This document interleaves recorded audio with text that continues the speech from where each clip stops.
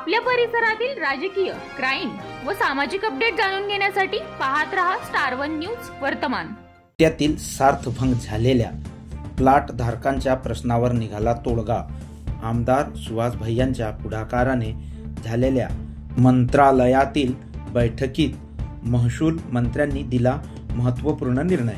विटे शहरातील यशवंतनगरमधील 60 प्लॉट धारकांचे अनावधानाने सार्थभंग झालेली आहे। या प्लॉट धारकांना शासनाकडून लाखो रुपये दंडाच्या नोटिसा आलेल्या आहेत। यावर मार्ग काढण्यासाठी राज्याचे महसूल मंत्री नामदार चंद्रशेखर बावनकुळे यांच्या मंत्रालयातील दालनामध्ये एक महत्त्वपूर्ण बैठक आयोजित करण्यात आली होती।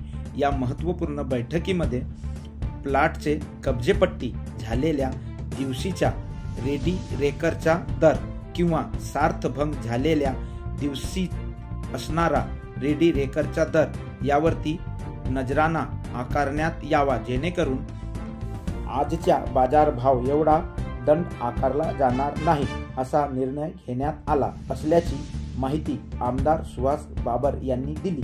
विटे शहरातील यशवंतनगरमधील शासकीय प्लॉट धारक भोगवटदार वर्ग 2 मधून भोगवटदार गट 1 मध्ये होण्यासाठी आमदार सुहास भैया बाबर यांच्या पुढाकाराने राज्याचे महसूल मंत्री नामदार चंद्रशेखर बावनकुळे यांच्या मंत्रालयातील दालनामध्ये बैठक संपन्न झाली। या बैठकीत आमदार सुहास भैया बाबर, महसूल खात्याचे प्रमुख अधिकारी, भाजपचे ज्येष्ठ नेते अनिल अप्पा बाबर, दत्तात्रय तारळकर, गणेश चोथे उपस्थित होते। याबाबत माहिती देताना आमदार बाबर म्हणाले, विटा शहरातील यशवंतनगर भागातील सुमारे 195 फ्लॅट गरीब व मध्यमवर्गीय कुटुंबास 65 वर्षापूर्वी वाटप करण्यात आले होते। या प्लॉट धारकांनी नियमितपणे सरकार दप्तरी रक्कम भरलेली होती। आज अखेर सर्व नागरिक प्लॉटमध्ये आपापल्या ऐपतीप्रमाणे घरे बांधून राहत आहेत, परंतु प्लॉट धारकांकडून अनावधानाने सार्थभंग झालेल्या आहेत। यामध्ये प्लॉट तारण देऊन कर्ज काढणे, प्लॉट हस्तांतर करणे, प्लॉट भाडेतत्वावर देणे, व्यावसायिक वापर इत्यादी प्रकारच्या सार्थभंग झालेल्या आहेत। त्यामुळे संबंधित प्लॉट धारकांना शासनाकडून मोठ्या रकमा भरण्याच्या तसेच वसुलीच्या नोटिसा आलेल्या आहेत।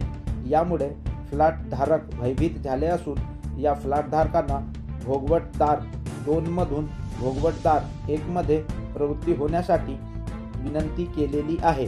यामुळे विटे शहरातील यशवंतनगर भागातील शासकीय प्लॉट भोगवटदार 2 मधून भोगवटदार 1 मध्ये होण्यासाठी आपल्या स्तरावर बैठक आयोजित करण्याची विनंती राज्याचे महसूल मंत्री नामदार चंद्रशेखर बावनकुळे यांच्याकडे केली होती। या मागणीस सकारात्मक प्रतिसाद देऊन महसूल मंत्री चंद्रशेखर बावनकुळे यांनी त्यांच्या दालनामध्ये बैठक आयोजित केली होती। या बैठकीमध्ये आमचे म्हणणे ऐकून प्लॉटचे कब्जेपट्टी झालेल्या दिवशीच्या रेडी रेकरचा दर किंवा सार्थभंग झालेल्या दिवशी असणारा रेडी रेकरचा दर यावरती नजराना आकारण्यात यावा, जेणेकरून आजच्या बाजारभाव एवढा दंड आकारला जाणार नाही, असा निर्णय महसूल मंत्री बावनकुळे यांनी या बैठकीत घेतला असल्याचे आमदार बाबर यांनी सांगितले। स्टार वन न्यूज वर्तमान प्रतिनिधी कीर्ती नाईक नवरे। अशा बातम्या पाहण्यासाठी आमच्या चॅनेलला लाईक, शेअर, सबस्क्राईब करा।